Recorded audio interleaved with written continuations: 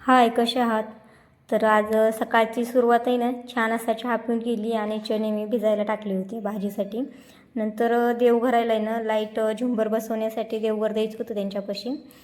तर त्यासाठी मग एवढी छान देवपूजा मम्मीने केलेली, सगळे देव काढून घेतले, त्यातलं सामान काढलं. आणि ही जी आहे ना माझी ज्योतिबाची मूर्त खूप छान आहे. ह्याला छान असं गुलालाचा मळवट भरलेला आहे, गंध खूप छान लावला आहे आणि फेटा पण घातलेला आहे. इतकं भारी वाटतो ना हा देव. ज्योतिबाचं आमचं कुलदैवत आहे ना, ज्योतिबा आहे.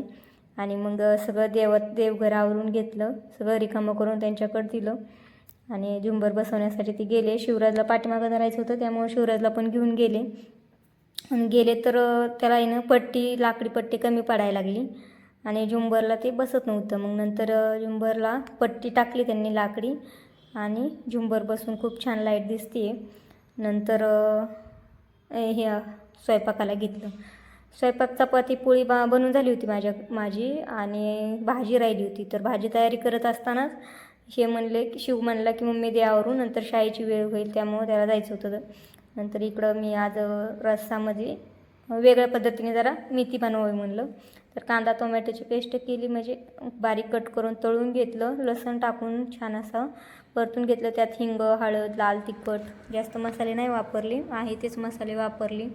आणि बारीक केलेलं शेंगदाण्याचं कुट्टाच जे आहे ना, लसूण आणि शेंगदाणे बारीक केलेली पेस्ट त्यामध्ये टाकली. तडका देऊन मस्त हलवून चवीपुरतं मीठ टाकून घेतलं आणि नंतर भाजून घेतली होती तव्यामध्ये मी मेथी बारीक कट करून, तेल मीठ टाकून ती मेथी मी त्यामध्ये टाकून घेतली. नंतर डबे भरून दिले. शिवराचा डबा भरला, गडावरचे पण डबे भरले, मम्मीचे पण त्यांचे पण. आणि नंतर माझ्यासाठी मी जेवायला घेतलं, जेवण केलं. आणि ही लाईट मस्त अशी बसून आणली होती त्यांनी आणि खूप छान दिसते ही लाईट. झुंबर खूप छान वाटते. आता बाकीचं काम राहिले, आता करूयात बाकीचं काम. घेतलं नंतर आता आहे ना म्हणलं कपडे धुवायला लावून द्यावेत मिशनला. पाऊस येतोय आता, श्रावण महिन्यात तर झिमझिमसारखा बारीक पाऊस चालूच राहतो, कपडे वाळायची लईच अडचण येते. त्यामुळं म्हणलं मिशन लावून द्यावं आणि बाकीच्या कामं करावं. तर आता मिशन लावून दिली आणि हे लिक्विडच वापरते मी कपड्यांना.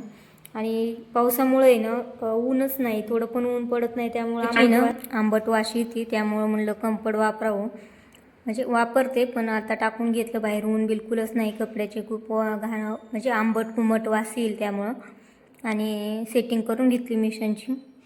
आता मिशन चालू केली मिशन, तिचं काम करणार, तोपर्यंत म्हणलं आपलं पण काम करावं. आणि इकडं किचन आवरायचं आहे. हे भांडे सगळे ना बाहेर ठेवलेले, घासून घ्यायचे. भांडे ते एवढे पडतायत, घरात तर माणसं 3च आहेत, पण जसं काय एका मोठ्या फॅमिलीचे भांडे तेवढे भांडे घासून घेतले. किचन वाटा आवरला. आणि मग मला आहे ना तूप बनवायचं होतं. इथं 8-10 दिवसाचं माझा तुपानं डब्बा भरलेला आहे. छान असं मलाई काढलेली होती पांढरी शुभ्र, म्हशीच्या दुधाची मलाई. ही आम्ही घरगुती दूध मागवतो म्हशीचं. आणि इथं घेतलं मी काढायला. आणि हे जे भांडं आहे ना, ज्यूसचं भांडं घेतलं मी पाठीमागं. आणि हे भांडं घेतल्यापासून सोपं जायले. एकदा लावून दिलं मिक्सरला की बाकीचं काम पण आपल्याला करता येते आणि राडा पण होत नाही. आणि पहिलं जे मिक्सरचं भांडं वापरत होते ना, त्यावेळेस सगळं खाली सांडणार, त्याला धरूनच पकडायचं जाम, नंतर सगळं मिक्सर खराब होणार, त्याच्या खाली राडा होणार, एवढं सगळं पुसायचं, स्वच्छ करायचं आणि कंटाळाच यायचा तूप बनवायचं म्हटलं की. आता एकदम सोपं जाते. आणि मस्त लावलं मिक्सरला मी ते भांडं. आणि मसाला डबा मी घासून काढला होता, त्यातील वाट्या सगळ्या लावल्या, त्यात आणि मसाला भरायचा आहे.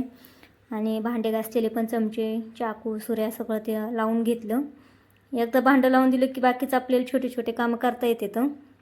नंतर थंड पाणी फ्रीजमधलं केलेलं होतं मी, ते थंड पाण्यामध्ये मलाई काढून घेतली. कधी पण मलाई तूप बनवताना ना थंड पाण्याचा वापर करायचा, त्यामुळं जुळून पण येते लवकर मलाई. आणि घट्ट म्हणजे आणि नॉर्मल पाण्यात जर बनवली ना तर सगळं असं लूज होऊन जाते, वितळल्यासारखी होते आणि थंड पाण्यात जुळून येते. त्यामुळे कधी पण थंड पाणी वापरायचं. छान अशी मलाई माझी इथं आलेली आहे. आणि हे जे ताकाचा जर वास येत नसेल तर ताक वापरू शकताय, वापरायचं नाही. ताकाचा वास आला तर ताक वापरायचं नाही. आणि जर वास जर नाही आला ना तर चांगलं आहे ताक वापरायचं. मग आपण फ्रीजमध्ये ठेवल्यामुळे ना त्याला आंबटपणा येत नाही. 2 दिवस बाहेर ठेवायचं, आला जर आंबटपणा आणि खायला छान लागलं तर मग काय वापरायचं कढीसाठी किंवा ढोकळ्यासाठी, कशासाठी.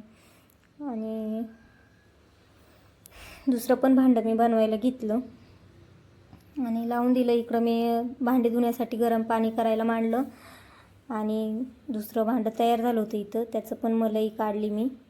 किती छान मलाई निघली नाही, एकदम पांढरे शुभ्र आणि गोळा छान. आणि हे जे ताक ओतलं होतं त्यात पण मलाई थोडीशी गेली, म्हणजे जातीयच. नंतर नितळून काढली तर बरीचशी निघली. आणि हे ताक आता खायला जर छान लागलं तर वापरलं, नाही झालं तर त्याचं काय विसर्जनच करावं लागेल. आणि 2-3 पाण्याने, थंड पाण्याने ना 2-3 सगळी मलाई ही धुवून काढायची. ही पहा किती छान अशी मलाई माझी आलेली आहे. आणि एकदम स्वच्छ पाणी, म्हणजे नितळेपर्यंत पाणी चांगलं थंड पाण्याने धुवून काढायची. नंतर इकडं गरम पाणी केलेलं होतं, ती भांडे धुवायला घेतले. आणि हे मलाई जी आहे ना, ही मलाई मी आत्ताच नाही वितळणार, म्हणजे कडवणार. त्याला ना कधी पण तूप बनवताना नागिनीचं पान टाकायचं. खूप छान टेस्ट पण लागते तुपाला, जास्त दिवस पण तूप राहतं, त्याची वास पण नाही येत. आणि आता नागिनीचं पान नाही आहे माझ्यापाशी, त्यामुळं म्हणजे कडवून ठेवून नंतर जरी तडका दिला तरी चालते. पण मी आता नाही कडवणार, ते संध्याकाळीच कडवणार आहे. तोपर्यंत पाणी पण नितळून सगळं. आणि इकडं पाणी गरम केलेलं होतं, ते सगळं भांडे धुवून घेते. गरम पाण्याने लगेच पाणी गरम करून जर धुवून काढले का तर बरं राहते. नाहीतर एकदा राहिले की मला तर खूप कंटाळा आहे. ही चोपड भांडी आहे ना, एकदा ठेवून दिले का 2 दिवस तरी राहतात. बाकीचे भांडे 2-2 पाट्या घासून काढते, पण ही जी भांडी आहेत ना 2 दिवस राहतातच माझ्याकडनं. त्यामुळं म्हणलं होता वेळ तर लगेच सगळं भांडे पाणी पण गरम करून घेतलं आणि धुवून काढले सगळे. आणि हे जरा भांडे पण कमी व्हायला लागलेत, म्हणजे चोपड. हे भांडं घेतल्यापासून मला काम खूप सोपं वाटायले आणि एवढं काही म्हणजे कंटाळा आल्यासारखं होईना आता मला काढायला. आणि छान असे सगळे भांडे स्वच्छ करून घेतले. घरातलं पण सगळं आवरून झालेलं होतं. मग म्हणलं छान अशी कॉफी बनवावी, शिवला पण यायला वेळ होता. मस्त अशी कॉफी बनवून घेतली.